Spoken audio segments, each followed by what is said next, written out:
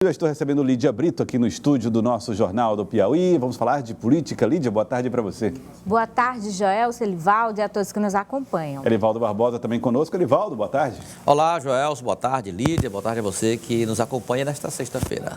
Estamos aqui recebendo o candidato a governador do estado do Piauí pelo PSTU, Geraldo Carvalho. Nós vamos entrevistá-lo para que ele fale a respeito das propostas do partido, as suas propostas e como tem visto, essa corrida eleitoral nesse período agora que se aproxima aí do seu final. Boa tarde, candidato Geraldo Carvalho, seja bem-vindo.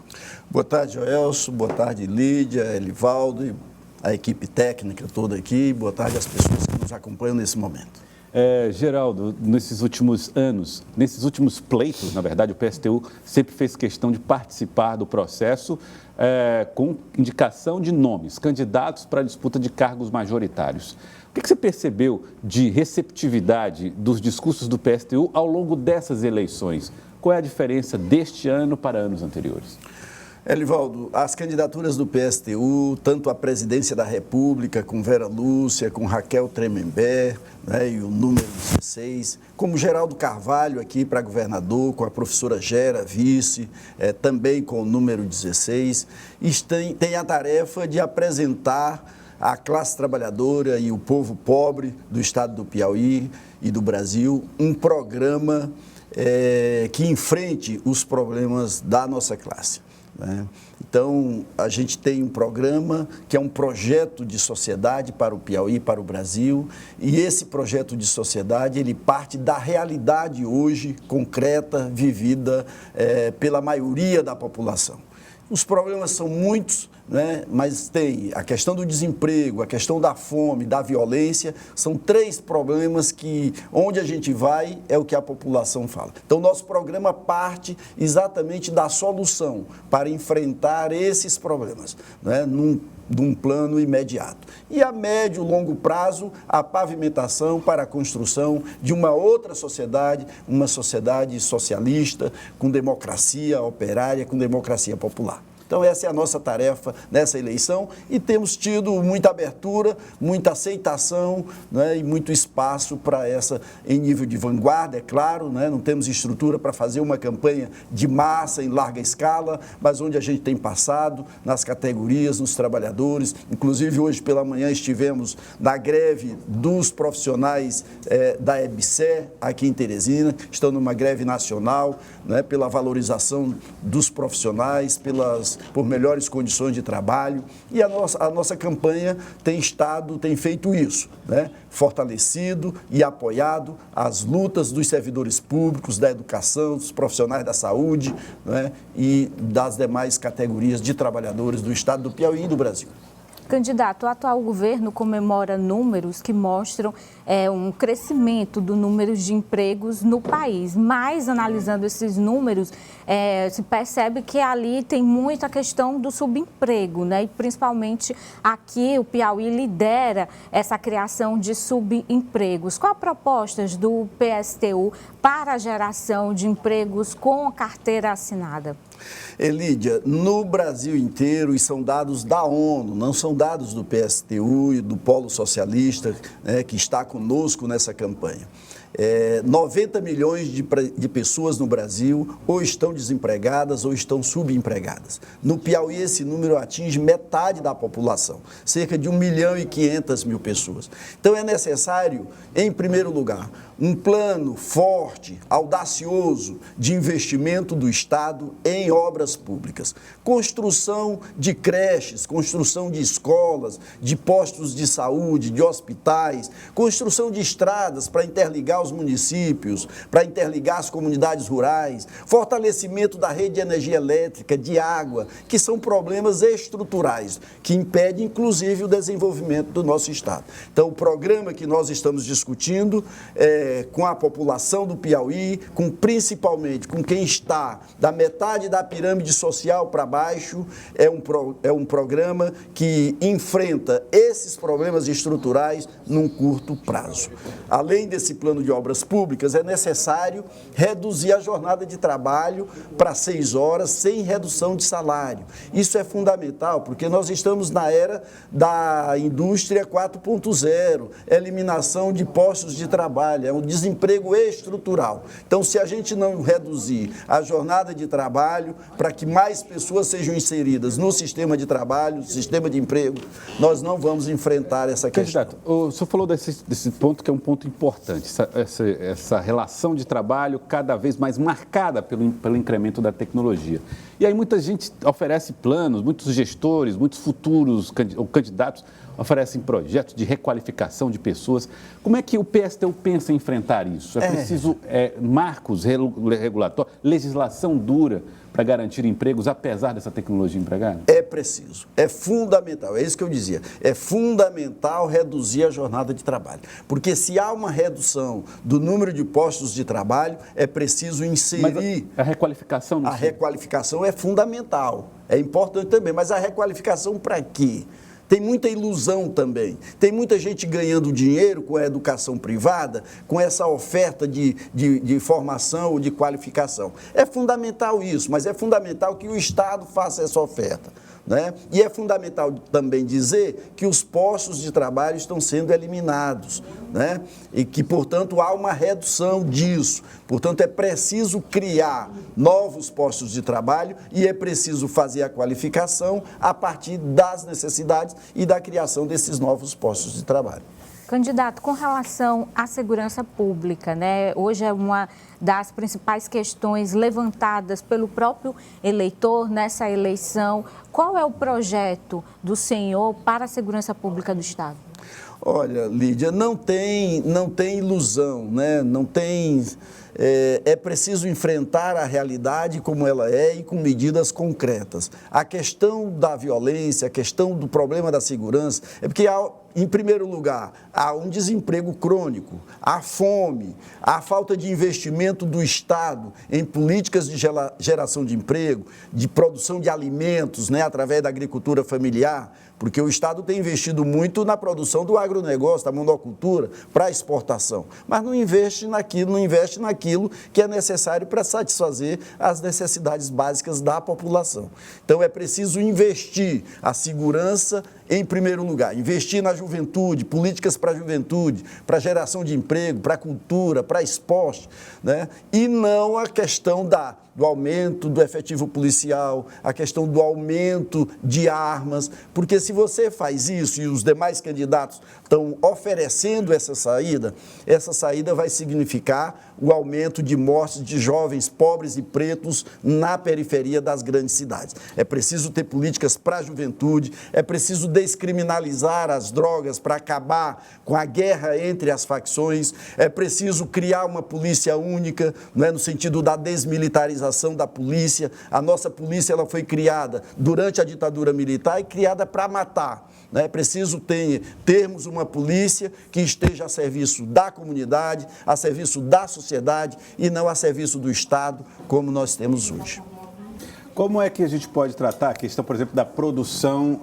Hoje nós temos a maior quantidade de cabeças de gado no Brasil, pesquisa divulgada pelo IBGE, do que brasileiros. Mesmo assim, enfrentamos um problema importante, preço da carne. Evidentemente que nós vamos trazer isso para a realidade do estado do Piauí, como fazer com que o piauiense possa pagar menos ou que a produção agrícola possa ser suficiente para proteger e garantir que o consumidor tenha acesso aos alimentos no estado do Piauí. Então, o problema da carestia, né? Isso tem a ver também com a carestia dos alimentos e a carestia do custo de vida, do preço do feijão, da carne, do arroz. Por quê? Porque o Brasil vive um processo de desindustrialização, vive um processo de recolonização.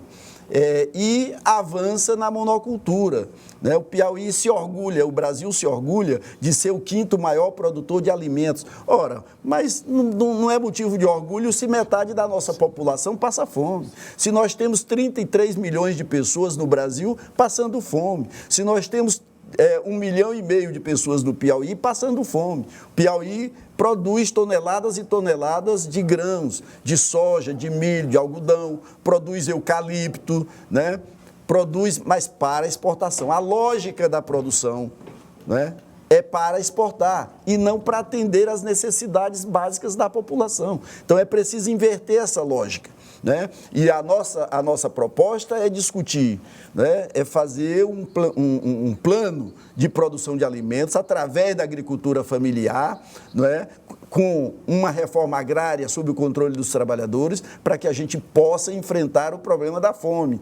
Não é? O agronegócio não alimenta a população do Piauí, o agronegócio é para exportação. E ainda conta com subsídios do Estado, conta com empréstimos de bancos públicos, enquanto a agricultura familiar vive por conta própria. É preciso inverter a lógica, investir na agricultura familiar, na produção de alimentos, no plano de obras públicas para geração de emprego, né, e na redução da jornada de trabalho. Essas 3 medidas vão dar uma mudança na estrutura produtiva do nosso Estado, e no sentido de avançar na solução dos problemas crônicos e estruturais que vive a população piauiense. Candidato, na eleição de 2018, a gente acompanhou essa tendência, né, do eleitorado do país mais simpática ao discurso da direita, né, com a eleição do presidente Jair Bolsonaro.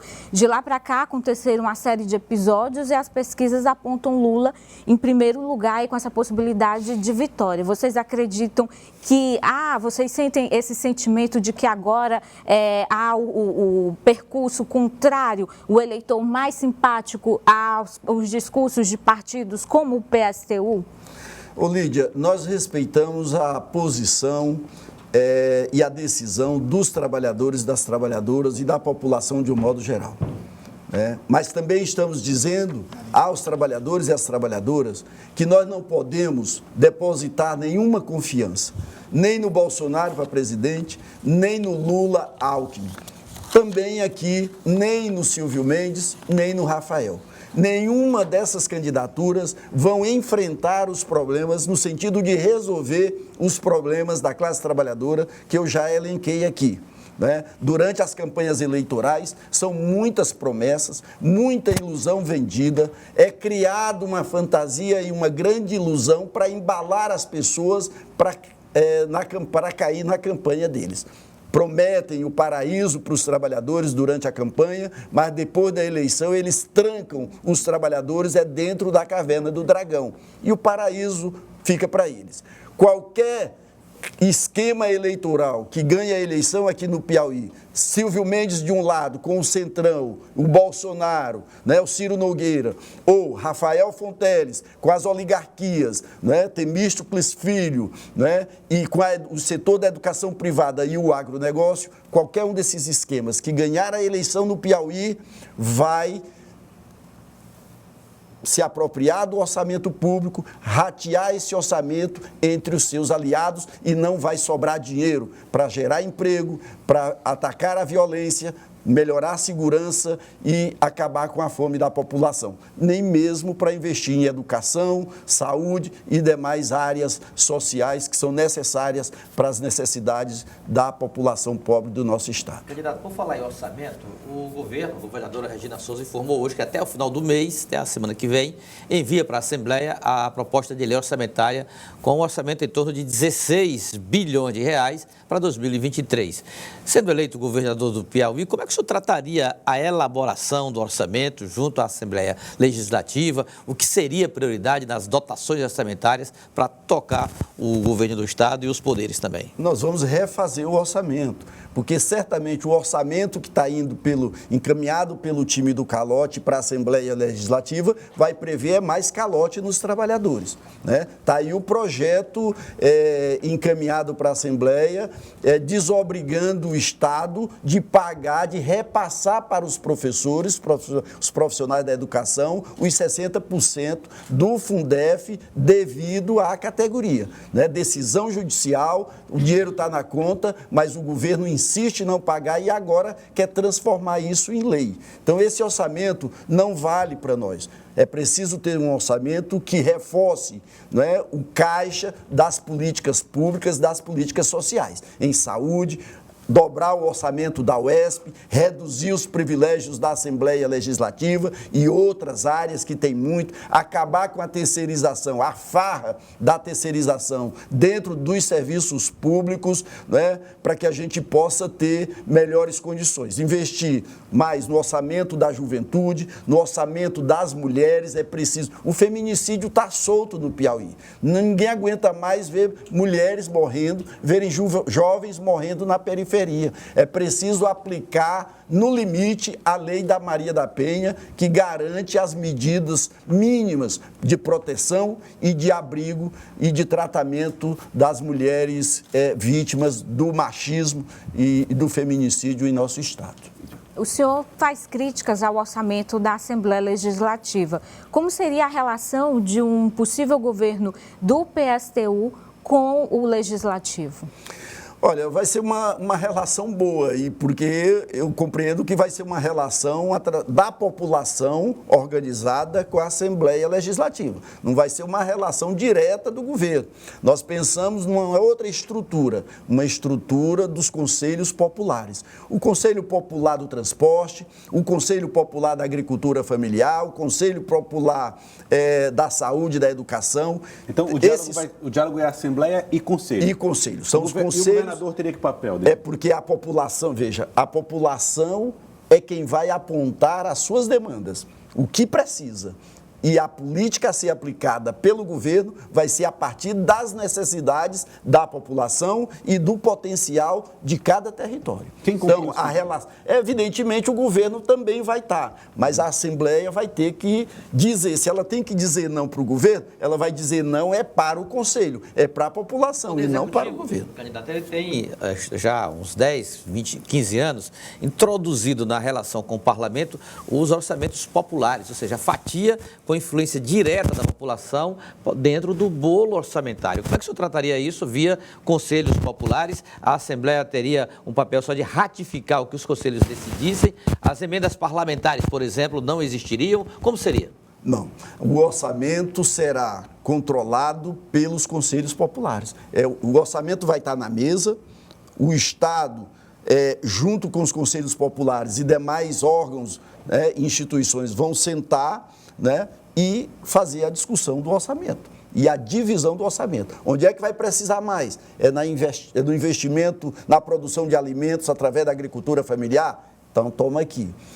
Hoje, por exemplo, é inaceitável, que a Assembleia Legislativa tenha um orçamento de R$500 milhão, com 30 deputados, enquanto a Universidade Estadual tem um orçamento de 200 milhões, que atende uma comunidade de 18 mil pessoas.